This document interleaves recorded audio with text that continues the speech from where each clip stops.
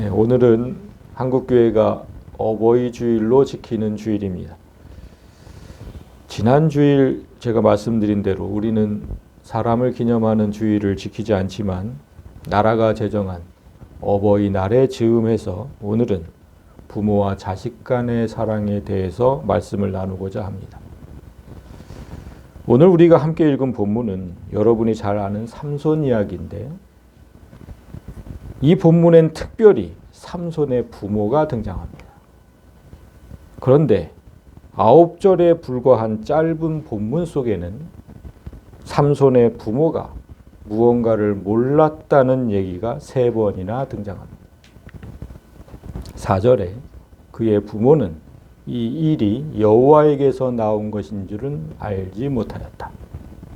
6절에 그는, 이게 삼손입니다. 삼손은 자기가 행한 일을 부모에게 알리지 아니하였다. 부모는 그러니까 몰랐다는 겁니다. 그리고 9절에 그 꿀을 사자의 몸에서 떠왔다고는 알리지 아니하였다. 역시 부모는 몰랐다. 전 첫 번째 저 4절은 그 부모가 여호와 하나님의 뜻을 몰랐다는 얘기고, 2번은 아들 삼손이 한 일을 알지 못했다는 뜻인데, 첫 번째 저 4절도 삼손에 관한 일이어서 3번 모두 삼손의 부모가 아들 삼손에 대해서 전혀 몰랐다는 얘기가 됩니다.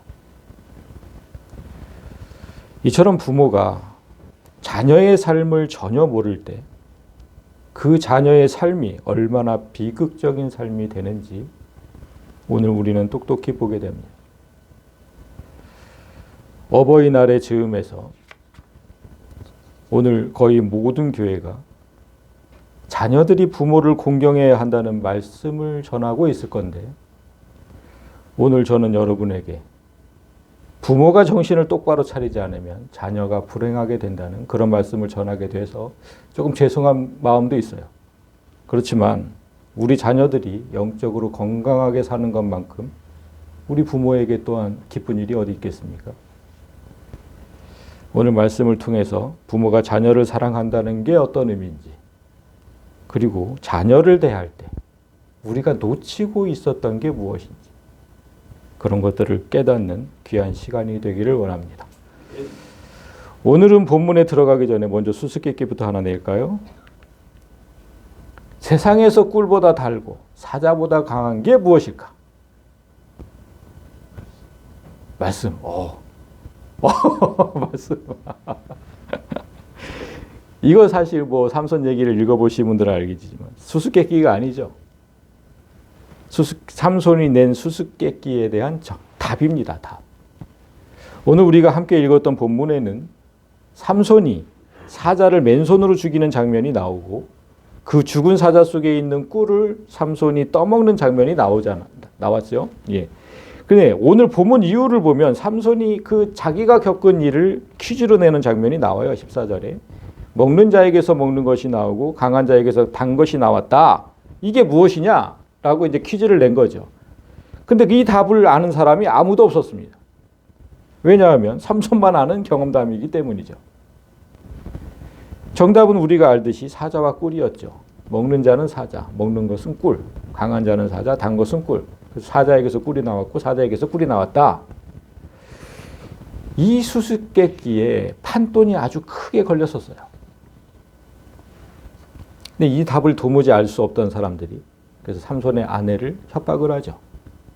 그래서 남편 된 삼손에게 답을 얻어내라, 이렇게 협박을 합니다. 그래서 결국 삼손의 아내가 답을 얻어서 동네 사람들에게 건네주었을 때 사람들이 다 말한 답이 이거였습니다.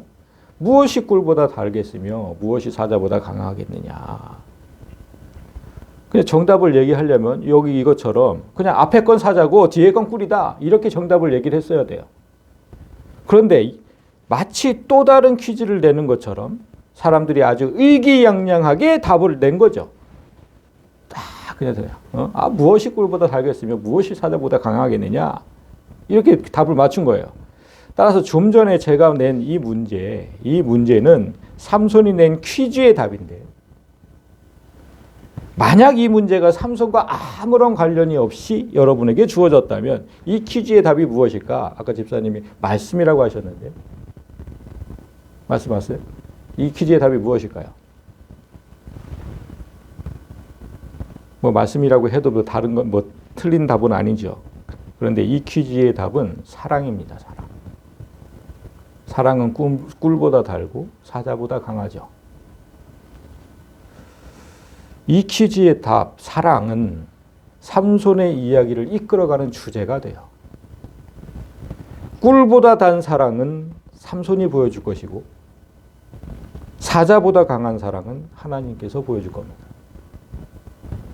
그 점을 유념해서 말씀을 들으면 은혜가 배가 될 겁니다. 오늘 본문을 이해하기 위해서 먼저 삼손의 출생 과정을 잠시 보아야 하는데 13장 1절을 보면 이스라엘 자손이 다시 여호와의 목전에 악을 행하였으므로 여호와께서 그들을 40년 동안 블레셋 사람의 손에 넘겨주시니라. 그래서 다시 여호와의 목전에 악을 행하였다. 그 다시라는 단어에서 사사시대의 전형적인 패턴을 볼 수 있죠. 이거였죠. 사사기의 전형적인 패턴. 이스라엘이 죄를 지으면 하나님은 그 죄를 깨닫도록 벌을 주시고 그 벌이 너무나 고통스러워서 다시 하나님께 막 간구를 하면 하나님은 사랑으로 백성을 구원하시고 한동안 평안한 삶이 이어집니다. 그러다가 백성들이 하나님 은혜를 망각하고 다시 죄를 짓게 되고 그 죄는 다시 삶의 고통으로 이어지죠. 이런 패턴이 사사기 내내 소개되고 있는데 어찌 사사시대뿐이겠습니까? 오늘날도 이 패턴은 여전히 우리 삶 속에서 악순환되고 있습니다. 사사기에는 모두 12명의 사사가 등장하는데 삼손은 그들 중에 마지막 사사였어요. 12번째 사사. 그래서 이스라엘을 블레셋으로부터 구원하는 역할을 맡았죠. 여러분 블레셋이 어디 있습니까? 지금 이렇게 지도를 보면 경계를 이렇게 제가 쳐놨어요. 블레셋은 이스라엘과 저렇게 국경을 맞대고 있어서 크고 작은 전쟁이 끊임없이 일어났던 국가입니다. 이런 블레셋에게 이스라엘이 40년이나 압제를 받을 때 삼손이 태어난 거죠. 소라 땅에 단지파의 가족 중에 마노아라 이름하는 자가 있었다. 그의 아내가 임신하지 못함으로 출산하지 못했다. 소라 땅, 지금 제가 이렇게 표시를 해놨죠. 여기 소라 땅. 소라 땅. 여기서 태어났다는 거예요. 여기 단지파였다 그랬죠. 단지파. 소라 땅에 태어난 단지파. 소라 땅은 저렇게 블레셋과 국경에 인접한 도시여서 삼손은 이 12지파 중에 단지파에 속한 사람이었대요. 그런데 성경을 보면 저 소라 땅은 이스라엘이 가나안을 점령할 때, 그러니까 이 지역에 이스라엘이 처음 가나안을 점령할 때는 단지파가 살고 있었어요. 여러분, 그래서 그 성경을 읽어보면 그런데 이 블레셋의 위협을 느껴가지고 너무나 강하니까 위협을 느껴가지고 저 북쪽으로 이사를 갑니다. 단지파 전체가. 그래서 이 땅에 이제 유다 지파가 살게 돼요. 그런데 삼손의 가족이 아직도 여기 살고 있었다는 겁니다. 자기 단지파를 따라가지 않았어요. 그냥 유다 지파가 살고 있는 거기 살고 있었다는 거예요. 그럼 무슨 뜻이겠습니까? 삼손의 부모가 블레셋 위협에 굴복하지 않는 기계가 있었다는 거죠. 우린 그냥 여기 살겠다. 안 무섭다. 그런 거예요. 그래서 하나님께서 이 기계를 높이 사셨는지 이스라엘의 구원자가 그들에게서 나오도록 하신 거죠. 여호와의 사자가 그 여인에게 나타나서 이르시되 보라 네가 본래 임신하지 못함으로 출산하지 못하였으나 이제 임신하여 아들을 낳으리니 오랫동안 임신하지 못한 여인에게 이보다 더 기쁜 소식은 없을 겁니다. 그런데 이 아이가 보통 아이로 태어나는 게 아니라 하나님께서 특별히 택하신 아이로 태어난다고 말씀합니다. 그러므로 너는 삼가 포도주와 독주를 마시지 말며 어떤 부정한 것도 먹지 말고 아들 머리 위에 삭도를 대지 말라. 그러니까 머리카락 깎지 말아라. 이 아이는 태에서 나올 때부터 하나님께 바쳐진 나실이니라. 그가 블레셋 사람의 손에서 이스라엘을 구원하기 시작하리라. 여러분 저렇게 먼저 제가 빨간 걸로 해놓은 나실인. 나시린은 하나님 사람으로 구별된 사람이에요. 그래서 스스로 하나님께 서원하고 자신을 하나님께 드리는 자. 이게 나시린의 본 뜻이거든요. 구약시대의 제사장이나 성전에서 일하는 사람, 어느 지파만 할 수 있었습니까? 네, 레위 지파만 할 수 있었습니다. 그런데 레위 지파가 아닌 사람 중에서 하나님께 봉사하고 싶은 사람이 있을 수 있잖아요. 나도 성전에서 봉사하고 싶은데 레위 지파가 아니라서 못해? 그건 좀 억울하잖아. 그래서 그런 사람을 위해 하나님께서 특별히 제정하신 제도가 저 나시린 제도입니다. 민수기 6장 2절을 보면 이스라엘 자손에게 전하라. 남자나 여자가 특별한 서원, 곧 나시린의 서원을 하고 자기 몸을 구별하여 여호와께 드리려고 하면, 그러니까 하나님께서 정하신 성직자들이 이미 존재하기 때문에 나시린은 자신이 자발적으로 서원하는 게 원칙이에요. 하나님 저도 하고 싶습니다. 자발적으로. 그런데 삼손은 이 원칙에서 제외가 된 거죠. 삼손은 레위 지파가 아닌 단 지파였는데 하나님은 삼손이 태어나기 전에 직권으로 나시린으로 삼으신 거예요. 그렇죠? 그리고 삼손이 태어났을 때 성령으로 함께 하셨다. 그게 자, 여인이 아들을 낳음에 그의 이름을 삼손이라 하니라. 그 아이가 자라매 여호와께서 그에게 복을 주시고 여호와의 영이 그를 움직이기 시작하셨더라. 여러분, 삼손이라는 이름의 뜻이 무엇인지 아십니까? 작은 태양이라는 뜻이거든요. 그가 태어나기 전부터 하나님의 택하심을 입었기 때문에 그 이름을 작은 태양, 즉 빛의 아들이라고 진 거예요. 그 이름답게 삼손은 하나님의 복을 받으면서 자랐고 또 성령은 그와 동행했다고 지금 증언하고 있습니다. 그렇다면 삼손의 삶은 누구보다 거룩하고 완전해야 했죠. 성령께서 저렇게 동행하시는데. 그런데 그의 삶이 그랬을까? 이제 본문으로 들어가서 살펴봅니다.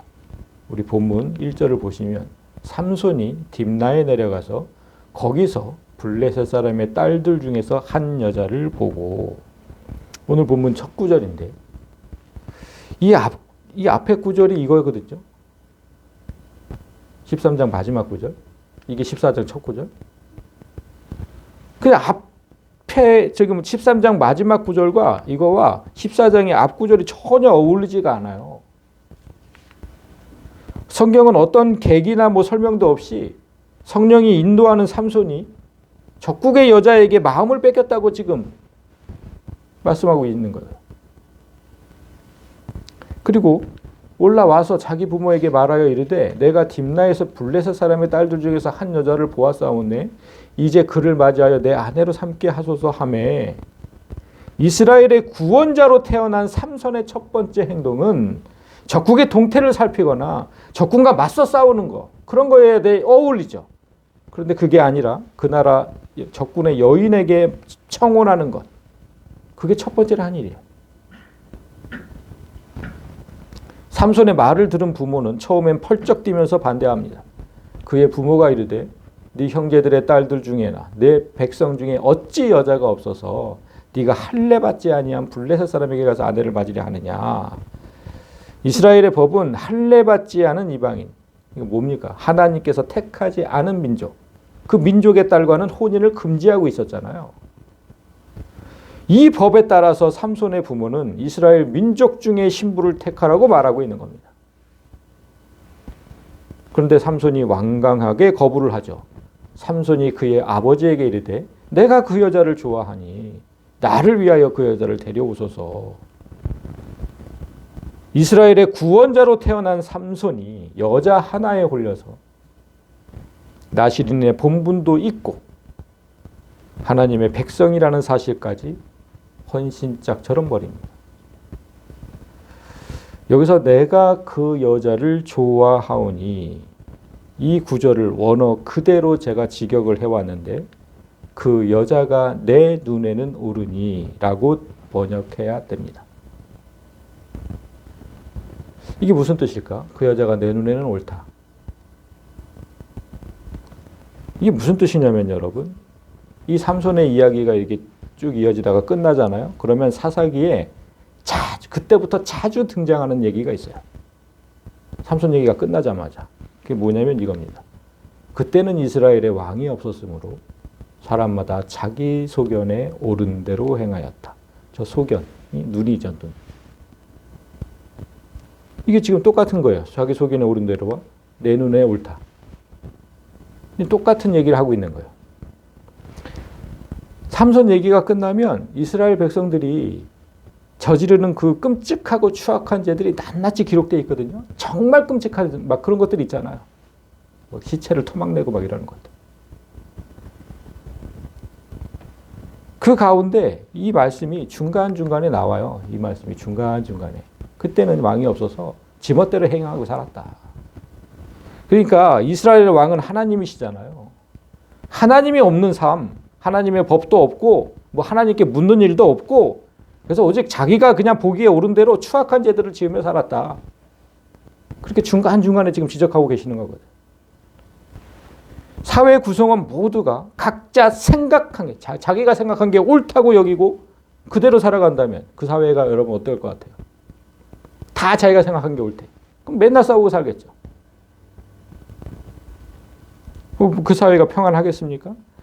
제가 이 구절을 보면서 요즘 딱 우리나라 상황을 보는 것만 같아서 마음이 아팠어요. 대통령이 탄핵된 상황에서 대선을 치르고 있는 그 여당이 자기 생각에 옳은 대로 행동하다가 보니까 새벽에 후보를 바꾸고 1시간 동안 뭐 후보 신청을 받는다. 말도 안 되는 새벽 3시부터 4시 사이에. 말이 됩니까? 그렇게 한밤중에 후보를 바꾸고 또 어젯밤에 갑자기 또 뭐 원위치 되었다고 또 뉴스가 뜨고. 아이고, 여론조사를 보면 누가 여당의 후보가 돼도 야당의 후보가 압도적으로 지금 이긴다고 지금 나오고 있는데 자기 소견에 오른 대로 하다 보니까 저런 어처구니 없는 짓만 하고 있는 거예요. 그들이 세운 후보가 대통령이 되면 이 나라가 평안하겠습니까? 그렇게 세운 대통령이. 그런데 야당도 이 말씀에서 벗어날 수가 없어요. 야당 대표를 심판하는 재판장은 탄핵하겠다고 불같이 일어나더니 재판을 대선 후로 연기하겠다는 재판장은 또 아주 훌륭한 재판장이라고 찍겠어요. 그들 눈에 옳은 대로만 행동하는 거예요. 내 눈엔 이게 옳다는 거예요. 그렇게 세운 대통령이 뭐 평안하겠습니까, 이 나라가? 지금 삼손이 부모에게 한 말을 잘 보세요. 삼손이 그의 아버지에게 이르되 그 여자가 내 눈에는 옳다는 거예요. 그러니까 나를 위하여 그 여자를 데려오래. 자기 눈에 옳은 대로만 행동하는 자는 항상 자기를 위해 달라고 얘기를 해요. 아주 나를 위해서 좀. 지난 주일에도 하나님이 나를 위해 사는 자와 다른 사람을 위해 사는 사람 그 차이를 분명하게 말씀해 주셨잖아요. 삼손이 블레셋 여인과 혼인하는 거, 그 하나님의 뜻을 거역하는 것이고 민족의 아픔도 등지는 거죠. 왜 하필이면 내 조국을 짓밟은 여자와 결혼하겠다고 합니까? 하나님께서 세우신 자가. 그러니까 지금 삼손은 철저하게 자기만 위하는 삶을 살고 있는 거예요. 이스라엘의 구원자로 태어난 삼손이 이런 삶을 살면 안 되는데 진짜 걱정이 돼요. 그런데 다음 구절을 보니까 조금 안도의 한숨을 쉬게 돼요. 4절에. 그때는 블레셋 사람이 이스라엘을 다스린 까닭에 삼손이 틈을 타서 블레셋 사람을 치려 함이었으나 그의 부모는 이 일이 여호와께로부터 나온 것인지는 알지 못하였다. 이 구절을 읽은 성도들은 모두 한마음이었을 거야. 그러면 그렇지. 하나님께서 택하시고 세운 삼손이 자기만 위해 살 리가 있나. 틈을 타서 블레셋 사람을 치려고 지금 청약 결혼을 하는 거구나. 다들 이렇게 생각하겠죠. 그런데 여러분, 이 구절은 심각한 오역입니다. 번역을 잘못한 거예요.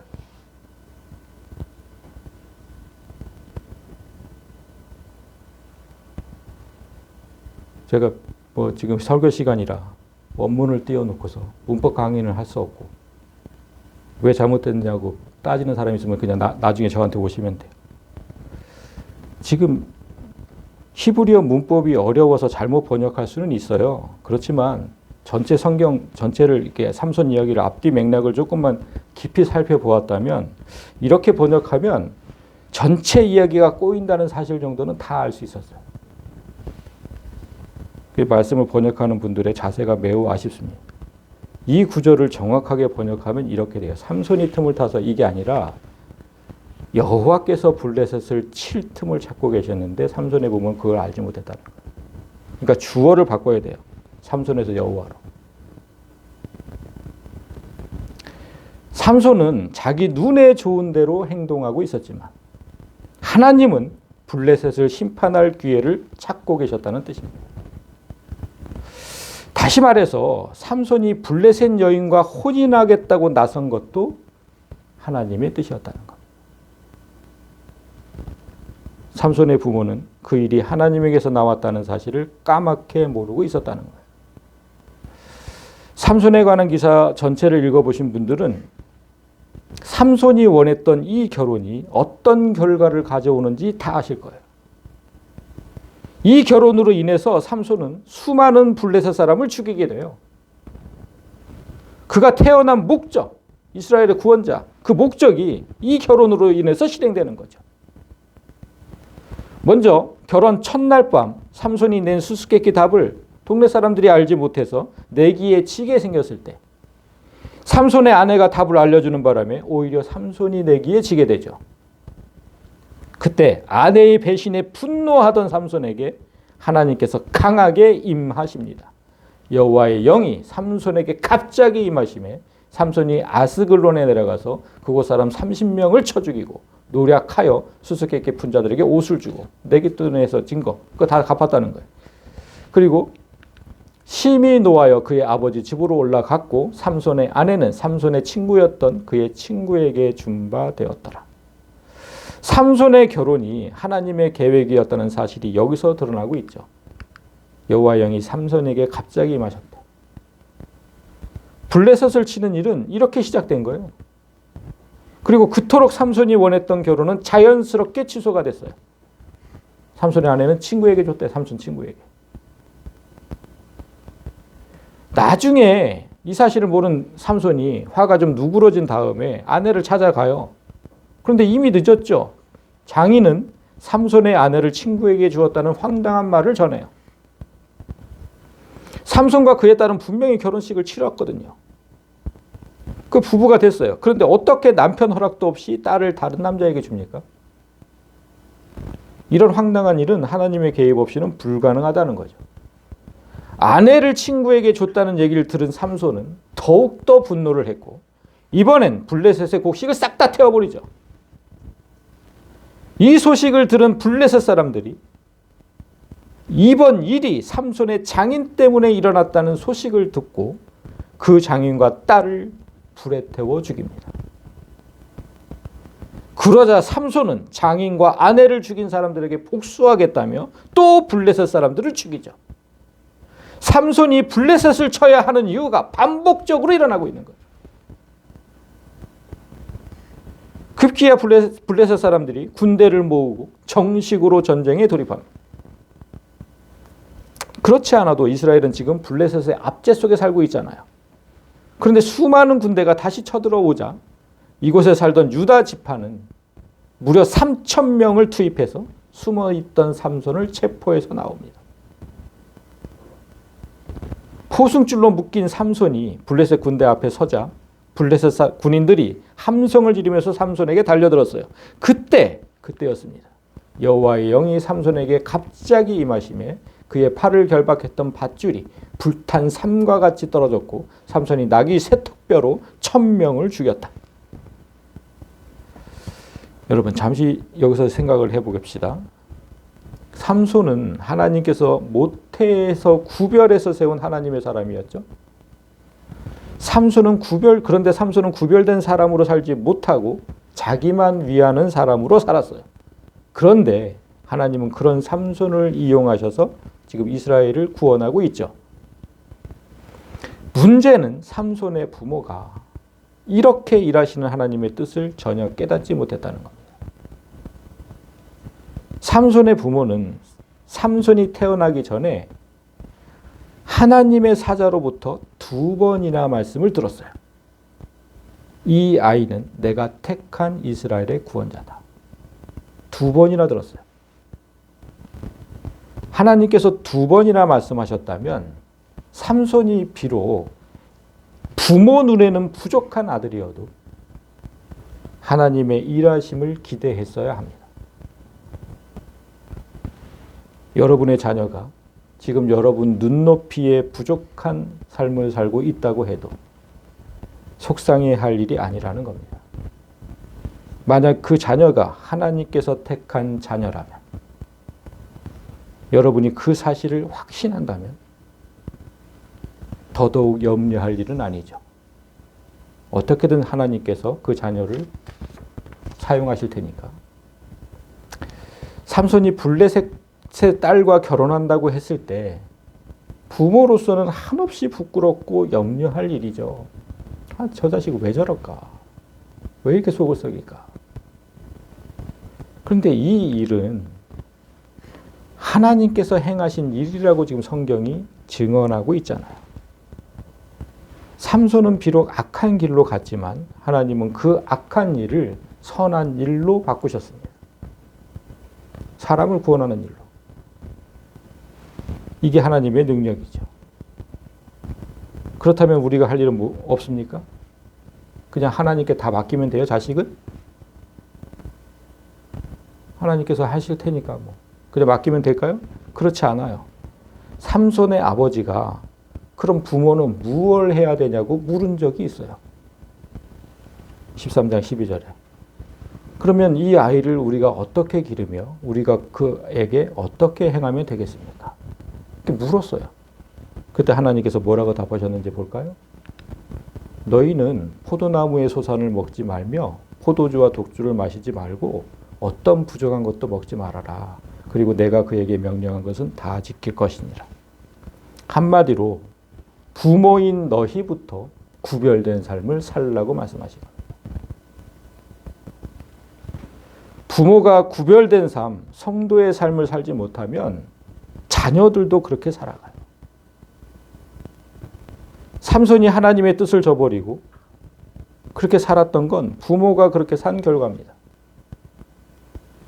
다음 절부터는 부모가 그렇게 살아왔다는 결과가 나와요. 삼손이 그의 부모와 함께 딥나에 내려가 딥나의 포도원에 이른즉 젊은 사자가 그를 보고 소리 지르는지라. 조금 전에 하나님이 무엇을 멀리하라고 했습니까? 포도나무의 소산. 포도주와 독주를 마시지 말라고 하셨어요. 그런데 삼손의 결혼식을 위해서 내려간 곳에서 제일 먼저 그 부모와 삼손이 간 곳은 포도주가 있는 곳이었어요. 정말 구별된 삶의 모습은 1도 없는 가족이죠. 우리가 명심할 건 이렇게 성도가 가지 말아야 할 곳에 가면 거기엔 항상 무서운 사자 같은 위험이 도사리고 있다는 겁니다. 젊은 사자는, 지금 젊은 사자라 그랬죠? 젊은 사자는 한창 때의 사자를 말하거든요. 제가 찾아보니까 저 한창 때의 사자는 몸 길이가 2m에 육박한대요. 그리고 몸무게는 220kg에 달한다고 합니다. 여기에 강한 발톱이 있죠. 강한 턱도 있고 날카로운 이빨을 가졌어요. 이런 짐승이 내게, 우리 자녀에게 달려든다고 생각해 보세요. 당해내겠습니까? 하나님께서 돕지 않으신다면 그 누구도 이 위험으로부터 벗어날 수가 없습니다. 여호와의 영이 삼손에게 강하게 임하니 그가 손에 아무것도 없이 그 사자를 염소 새끼를 찢는 것 같이 찢었으나 그는 자기가 행한 일을 부모에게 알리지 아니하였다. 아무리 힘이 센 장정이라도 젊은 숫사자를 당해낼 수는 없어요. 그래서 성경은 이 일이 하나님의 영이 삼손에게 강하게 임해서 가능했던 일이라고 증언하고 있는 거예요. 그런데 성경은 삼손이 그 일을 부모에게 알리지 않았대요. 함께 있던, 아까 분명히 같이 내려갔다 그랬잖아요. 그의 부모와 함께 딥나의 포도원에 같이 갔다. 아니, 같이 있던 부모는 어디 있을까? 아니, 뭐 술에 취해서 자고 있었을까? 자녀가 이런 큰 위험에 지금 처해 있는데 부모라는 사람들은 대체 뭘 하고 있을까, 어디에서? 여러분, 이런 부모라면 그 어떤 자식이라도 부모와 대화하려고 하지 않아요. 자기가 행한 일을 부모에게 알리지 않았다. 보통의 자녀라면 누구라도 부모 앞에서 자랑스럽게 말하거든요. 어머니, 아버지, 제게 이런 일이 있었습니다. 정말 놀랍지 않습니까? 얼마나 자랑스럽게 얘기하겠어요. 사자와 싸워서 이겼는데. 그런데 삼손이 알리지 않았대요. 그러니까 부모와 자녀 간에 벽이 생기고, 벽이. 삼손이 부모에게 말하지 않은 건 영적인 측면도 있거든요. 삼손은 사자를 이긴 강한 힘이 하나님에게서 나왔다는 사실을 알아요. 여러분, 그거 어떻게 아는지 알아요? 성령의 임재를 체험해 본 사람은 다 알아요. 나에게 지금 하나님이 임하고 계시다는 거예요. 그런데 삼손이 이 사실을 부모에게 감춘 거죠. 하나님께서 나에게 임하셨다는 걸 감춘 거예요. 왜 감췄을까? 삼손은 지금 꿀보다 단 사랑을 위해서 이곳에 왔기 때문이죠. 사자보다 강한 하나님의 사랑이 삼손을 구원했지만 만약 삼손이 이 사실을 부모에게 알리면 부모는 다시 이 결혼을 말릴 겁니다. 야, 이놈아. 그렇게 하나님의 역사가 그렇게 강하게 임했는데 너 끝까지 그 여자랑 결혼할 거야? 하나님이 반대하시는데? 반대할 게 뻔하죠. 꿀보다 단 사랑을 위해서 삼손은 이 사실을 부모에게 알리지 않은 겁니다. 자녀 키우는 게 쉽지 않아요. 절대 쉽지 않습니다. 자녀가 원하는 거 그 부모에게 얘기하지 않아요. 다음 절을 보십시오. 그가 내려가서 그 여자와 말하니 그 여자가 삼손의 눈에 들었더라, 옳았더라, 이 뜻인데 부모에게는 성령의 체험을 말하지 않았잖아요. 그랬던 삼손이 좋아하는 여인에게 가서는 그 사실을 말했다는 거예요. 성경은 그 이후로 다시 그 여자가 삼손의 눈에 옳았기 때문이라고 밝힙니다. 여러분, 자녀들에게 부모는 꼰대 세대로 비춰요. 고리타분한 생각으로 수많은 잔소리를 해대는 그 꼰대 세대.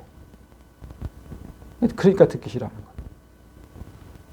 그런데 자기 또래 아이들은 다르죠. 얘기도 잘 통하고 뭔가를 지시하거나 가르치려고 들지 않거든요. 그러니까 저 여자한테만 얘기를 하는 거예요. 우리가 자녀를 대할 때 무엇을 놓치고 있는지 생각해 보아야. 자녀가 부모에게 어떤 얘기도 하지 않으려고 하면 우리는 이미 꼰대로 치부되어서 아무런 대화 상대도 되지 못한다는 거예요. 자녀에게는 아무런 대화 상대도 못 된다. 이제 마지막 두 절은 자녀가 어떤 일까지 부모에게 말하지 않는지 정말 심각한 상황을 보게 됩니다. 얼마 후에 삼손이 다시 그 여자를 맞이하려고 가는데 돌이켜 보니까 그 사자의 죽음을 본즉 사자의 몸에 벌떼와 꿀이 있었다. 나시리는 어떤 경우에도 시체를 만져서는 안 돼요. 동물의 시체든 사람의 시체든 어떤 시체든 만지면 안 돼요. 심지어는 민수기 6장 7절을 보면 그의 부모 형제 자매가 죽은 때라도 그 시체로 말미암아 몸을 더럽히면 안 돼요. 이게 나시린이 지켜야 될 본분이에요. 그런데 삼손이 그 죽은 시체에서 그 안에 있는 꿀을 맛있게 먹었죠. 손으로 그 꿀을 떠서 걸어가며 먹고 그의 부모에게 이르러 그것을 들여서 먹게 하였으나 그 꿀을 사자 몸에서 떠왔다고는 알리지 아니하였다.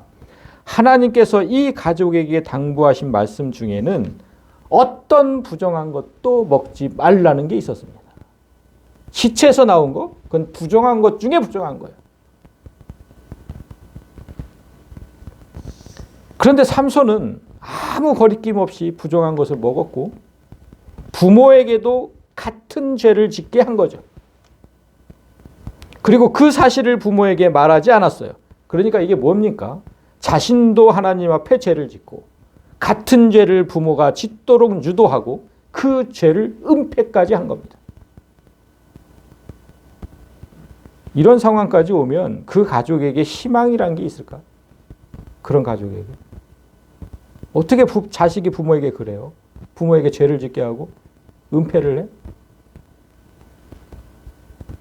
결국 삼손은 다시 이방 여인과 사랑에 빠져서 모든 힘을 잃고 두 눈도 뽑히고 감옥에 갇히는 신세가 돼요. 부모가 자녀를 향한 하나님의 뜻도 모르고 자녀가 어떻게 사는지도 모르고 아무것도 모를 그런 자녀의 삶이 얼마나 비극적으로 흐르는지 오늘 똑똑히 깨닫고 기도하는 부모들이 되기를 원합니다. 오늘 어떻게 하셨는지 권사님이 그런 기도를 쭉 해주셔가지고 감사했어요. 자, 말씀을 정리하겠습니다. 삼손은 아무런 희망 없이 감옥에서 죽는 날만 기다리지 않았습니다. 하나님께 기도했고 하나님은 그에게서 사라졌던 힘을 회복해 주시죠. 마지막 기회를 주신 겁니다. 삼손은 결국 회복된 힘으로 이스라엘을 구원하고 장렬하게 천국 백성으로 죽습니다. 돌아보면 삼손은 꿀보다 단 사랑에 빠져서 죽음에 이르게 됐고 하나님은 사자보다 강한 사랑으로 삼손과 이스라엘 모두를 생명으로 이끄셨습니다. 우리는 어떤 사랑으로 살아가야겠습니까? 꿀보다 단 사랑으로 살아가실래요? 사자보다 강한 사랑으로 살아가실래요? 여러분, 삼손이 나시린으로 태어났다면 우리도 나시린으로 태어난 거예요. 자, 구약 성경에 예레미야 1장에 보면 이런 말씀이 있죠. 내가 너를 모태에 짓기 전에 너를 알았고 네가 배에서 나오기 전에 너를 성별하였다. 여기 앉아 계신 모든 사람에게 하신 말씀이에요. 우리는 분명히 나시린으로 태어났어요. 삼손처럼 똑같이. 그러니까 분명히 구별된 삶을 살아야 하죠. 또한 삼손이라는 이름이 빛의 아들이라고 했죠. 우리도 빛의 아들이죠. 너희는 세상의 빛이다. 그러니까 너희 빛이 사람 앞에 비치게 해야 한다.